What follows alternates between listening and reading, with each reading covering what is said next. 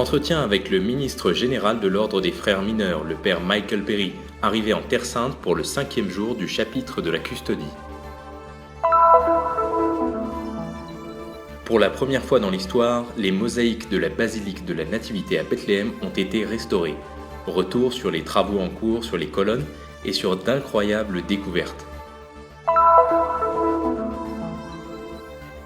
43 personnes sont arrivées du Pérou pour faire un pèlerinage en Terre Sainte, un voyage organisé par la télévision catholique JN19. Agnès Chéadé et la Maison de la Grâce à Haïfa, un exemple de comment mettre en pratique l'œuvre de miséricorde qui consiste à visiter les prisonniers.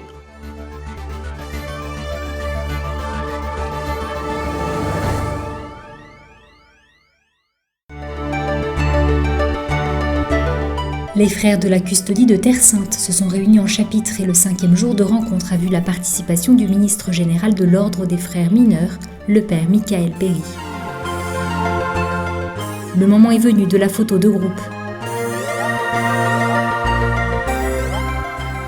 Voici que je fais une chose nouvelle, la voici maintenant qui germe. Ne la voyez-vous pas ? C'est avec cette citation du livre d'Isaïe que le ministre général a commencé son message adressé aux frères de la province de Terre Sainte, celle qu'on appelle la perle de la mission franciscaine. Parmi les thèmes abordés, l'identité évangélique et charismatique de la mission. Je crois que nous vivons aujourd'hui dans un monde en proie à de nombreux changements, des changements pour le meilleur et pour le pire. Nous avons certains changements qui nous offrent l'occasion d'approfondir notre sentiment d'identité et d'appartenance, mais aussi notre orientation pour l'avenir. Et c'est ce qui arrive à la custodie en ce moment à propos de la question de son identité, laquelle est proprement évangélique selon le charisme franciscain. Voilà le charisme de la Terre Sainte et de la custodie. Célébrer et faire mémoire du sens de la résurrection, le sens de Jésus-Christ dans le monde d'aujourd'hui, en particulier dans cette situation difficile, si difficile que nous vivons et que nous connaissons partout dans le monde.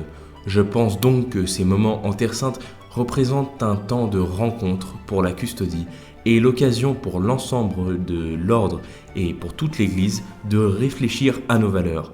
La première valeur est la dignité humaine chrétienne. La seconde est la responsabilité commune que nous avons envers cette identité et cette dignité à respecter et à appliquer à l'ensemble de l'humanité.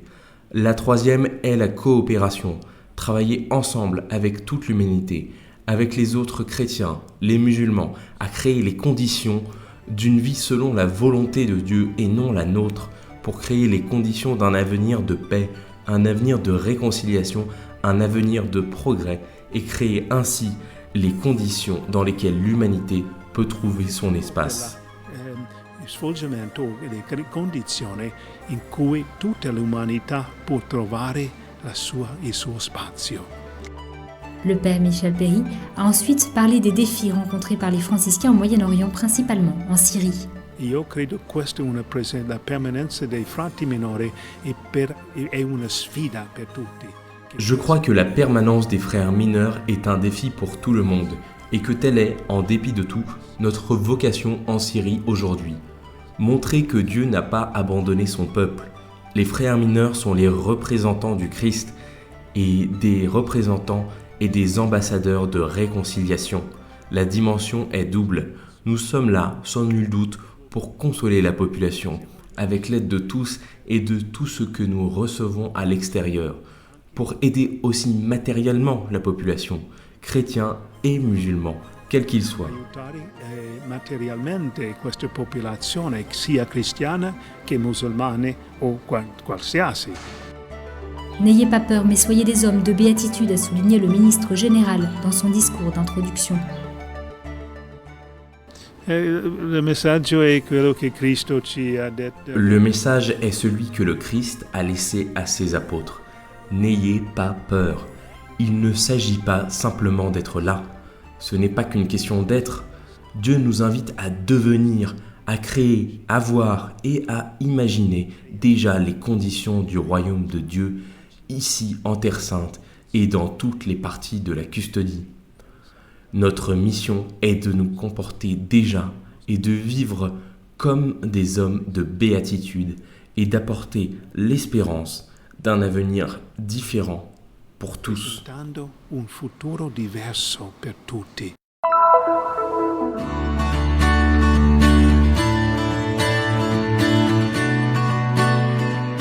À Bethléem, un nouveau trésor retourne à la lumière à l'issue de l'opération délicate de la restauration du toit et du mur, tuile par tuile, patiemment pendant des mois. Les mains habiles des restaurateurs de l'entreprise italienne Pacientispa rendent aux mosaïques de la basilique de la Nativité leur splendeur d'antan. Une restauration vraiment importante. Des 2000 mètres carrés d'origine, il n'en reste aujourd'hui que 150. Une beauté qui laisse sans voix. D'une myriade de couleurs et d'un or étincelant, ces mosaïques brillent à nouveau de mille feux. Les travaux de restauration qui ont lieu actuellement sont extraordinaires et pour nous très importants parce que ces mosaïques n'avaient jamais été restaurées.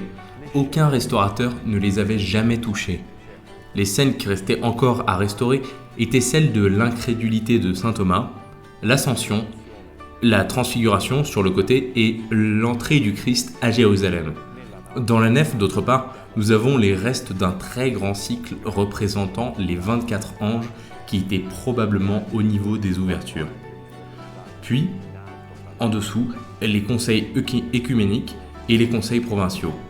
Encore en dessous, nous avons encore la lignée du Christ selon l'évangile de Matthieu.